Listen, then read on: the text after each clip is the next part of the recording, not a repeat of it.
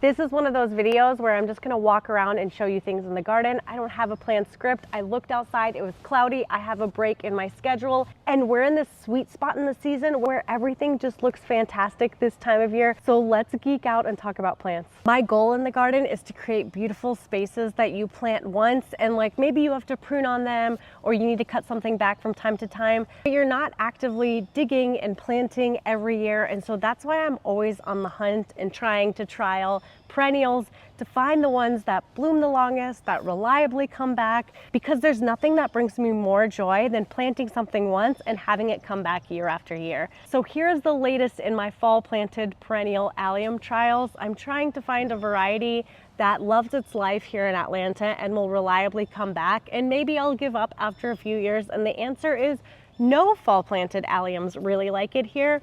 But this is Purple Rain. 100 of them were planted fall of 2024. They look incredible. I love this look. I love how whimsical it looks in the garden. I love when I planted Gladiator Allium in fall of 2023, and I loved how beautiful it looked in spring of 2024. But this year, only one Gladiator Allium came back up out of 10. So I'm gonna scratch that one off as a contender. And I guess you're just gonna have to subscribe to see if Purple Rain will reliably come back. But if you garden in the Southeast and you have found an allium that reliably comes back year after year, I hope you will drop that in the comments, because I need to figure out what's the next variety that I'm gonna buy to trial. Also in bloom are these Encore azaleas. I love white blooms, but honestly, azalea white blooms are not my favorite. They do tend to go brown pretty quickly, but it is beautiful while they are white. This specific variety of azaleas will rebloom twice, like most of them do in the Encore series, and this is a more compact variety. It stays about 3 feet tall and wide, which is perfect because I've got relatively small garden beds and I've got big garden dreams. If you grow peonies, you know the excitement when they're in this stage about to crack open. You're counting how many buds you have, how many flowers you're gonna have. That's me right now. These were all planted from bare root. I got them from Steve, who's over at Natchez Glen. Sometimes he sells, sometimes he doesn't. He has an amazing garden and creates content on Instagram as well, so you can go follow him and get some inspiration. But I'm so excited for these peonies, and I just can't wait for them to open up. They're almost as tall as this spruce. This is Slenderino weeping spruce. She is gorgeous. She's one of those conifers that's right on the edge of zone 8. And now that Atlanta is a zone 8A, I do give her some extra water and special attention in times of drought, but she will grow one day, and I'm being patient. But that bright icy blue is just something that you don't get from a lot of plants, so it's worth trying if you don't have one in your garden and you've always wanted one. My tip for that is to make sure that they are getting water in times of drought. When it's really hot, it's probably stressful given that we are on the edge of the zone that it thrives in. This Hosta border has been so much fun to see wake up. It is one of those random collections of hostas that as I find things on sale, I kind of plop in here. This year I added a few caramel heuchera. I added 12 more caramel heuchera to the garden this year. I grabbed them all from Great Garden Plants during their 20% off perennial sale. And being someone that likes to trial new varieties in the garden, I have a really hard time committing and buying 12 of something, because you just never know. Maybe there's another one that's gonna come out, maybe there's a better variety.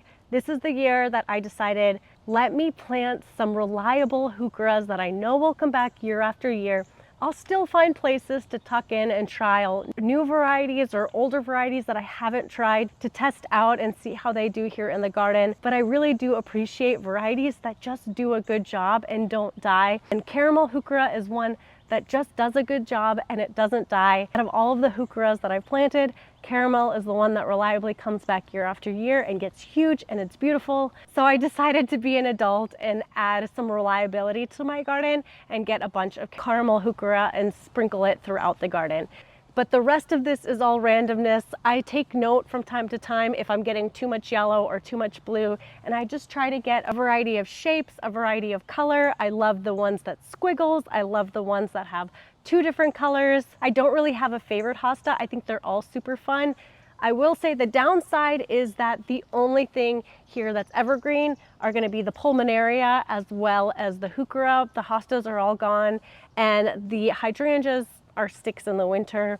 the Japanese maple sticks in the winter. So this entire border is pretty boring in the winter, but it brings me so much joy throughout the other seasons that I think it's okay. One last look for the Chinese snowball viburnum. These blooms are getting pretty aged and I don't think they'll be around any sort of May garden tour, but the hydrangeas are getting all budded up, so I think I'm gonna be okay saying goodbye to these gorgeous viburnum blooms. In the April garden tour, I showed you the amazing display of tulips that I planted in this bed. In my ever crazy quest to try to find reliable perennials, I also wanted to trial a perennial tulip mix to see if I would have any luck with any of them coming back. The mix was incredible. The blooms lasted 5 weeks. And it was just different varieties that kept coming up, so the colors changed over the course of weeks. It was chef's kiss. And I thought there's no way that this bed could get any more beautiful, but now that the tulips are done, this beautiful peony, this is Cora Louise peony. It's an Ito peony, which is a hybrid between a tree peony and a herbaceous peony. The herbaceous ones are the ones that tend to flop and need to be supported or staked or caged somehow if you want to have those big upright blooms in the garden. Tree peonies, on the other hand, are exactly what they sound like. They are a shrub, so they don't need to be staked. And an Ito peony is a cross between the two of them, so they are really great. They don't need to be staked, very strong stems. Great as a garden plant, not great as a cut flower. These flowers don't last at all in the vase. I like to plant a mix of herbaceous peonies and Ito peonies. I have 1 tree peonies. I love them all. These are great in the garden. Your herbaceous peonies are the ones that are great for cut flowers. And an unexpected combo, because these weren't blooming at the same time last year, the storm cloud Amsonia, which blooms at the same time as these Ito peonies. There's a few storm clouds planted throughout this bed, and I just can't wait for them to fill out and grow. This is the first year that I'm seeing everything bloom together, and I couldn't be happier. Those accidental plant pairings are my favorite. I'm kind of skipping over the trees, but in case you're wondering what the trees are, because she's super stunning, this is a Ruby Falls redbud. I have a thing for small trees, for small spaces, because I have smaller beds. She's a really great one. I love weeping trees, highly recommend her, especially next to the chartreuse of the Moonrise Japanese maple. This is Acer shirasawanum Moonrise. It's stunning. It's a great grower. It grows so much faster than Orium does, so if you're torn between the two, Moonrise gives you a similar look, a slightly different color, but it grows much better. Orium is a much slower grower. I think I'm finally getting to the point where it's growing more than it's dying back, but it does have a very special, vibrant neon color that Moonrise doesn't. I thought I would just get Moonrise and it would quench the desire for me to get Orium, but I thought wrong because I also ended up getting Orium the next year. So do with that information what you will. I don't have many roses in the back garden, but the ones that I do are some of my favorites. So this is the Atlas rose. It is a highly scented rose from Proven Winners. I would say it's not the best cut flower rose because these beautiful blooms last only about a day, maybe 2 days, but there are so many buds, and it's one of those roses that's constantly producing more buds that it's okay that the flowers don't actually last all too long. And overall, it's a pretty disease-resistant rose, and it just pairs so beautifully with the red of this Crimson Queen Japanese maple that I thought we should stop here and smell the roses for a minute. The roses on the arbor are New Dawn. This is also another plant that I got from Great Garden Plants, so if you've ever ordered from them, it was like this big before, and look how big it is now. The baby has truly grown and taken off. I ordered New Dawn because a lot of people recommended it as a rose that has really good disease resistance, that has really good performance and rebloom for a climber. And I don't know if it's just my rose or me or being blessed with Atlantis conditions. This for me has been a rose that gets a lot of black spot, needs a lot of love, and maybe I'm not doing it right because I constantly feel like I'm training this rose wrong. I know you're supposed to train the canes of climbing roses sideways so that you get more blooms and branching, but with an arbor you only have about this much, so what am I supposed to do, just zigzag it forever? I am so confused. I should probably watch a couple of YouTube videos on it. This hasn't been my favorite thing to train, but it is beautiful when it's in bloom. I don't often get down on the ground to record a video, but when I do, it's for this blue moon woodland phlox. It is such a stunning phlox. It's not one that reblooms throughout the season, but it's one of those that has such a unique color in the garden that it stands out. I have it here planted under this Crimson Queen. I have it along the Hosta border.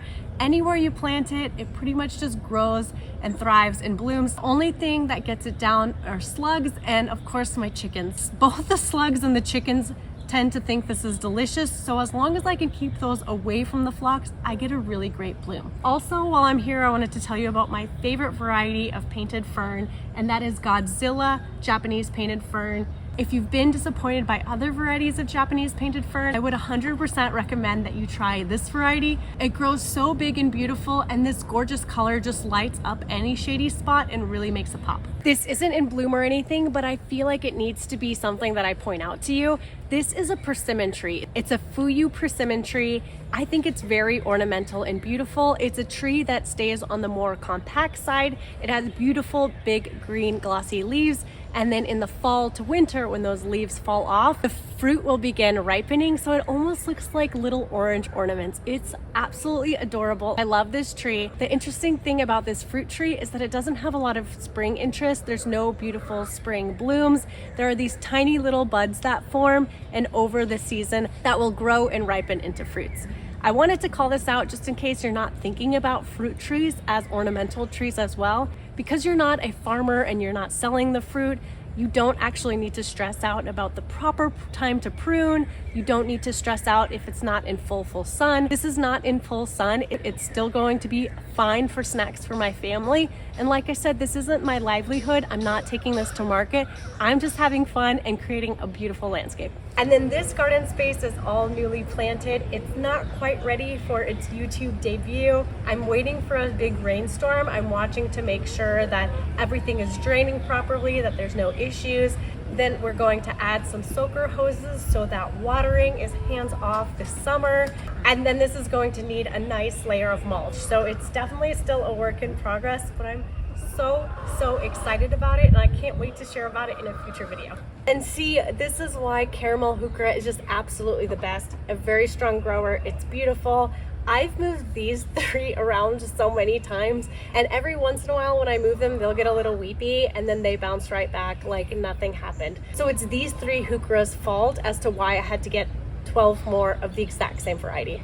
Back here is my favoriteest plant, my newest obsession that I want to try to grow here in Atlanta. This is a lady slipper orchid. This is Philippe. It's a hybrid between two different types of lady slipper orchids, so it's supposed to be a little bit more heat tolerant. Most of the lady slipper orchids that I was able to find for sale are hardy until zone 7, and I really needed something that would be hardy in this zone. I'm going to give this some extra love over the summer, make sure it stays happy. Fingers crossed it will establish here and give me many more years. Two last spaces that I want to show you because this video is getting kind of long, and somehow this always happens on garden tours, is because things are so pretty and I'm getting so excited. This is my wall of blackberries and raspberries, and I wanted to point this out because in the springtime, this is absolutely beautiful. And one thing that I don't think people talk about enough is how beautiful and ornamental edible fruits are. Not only do you get fruits, but you get this beautiful spring interest. And if you're a flower lover like me, I just want to make sure that you're aware.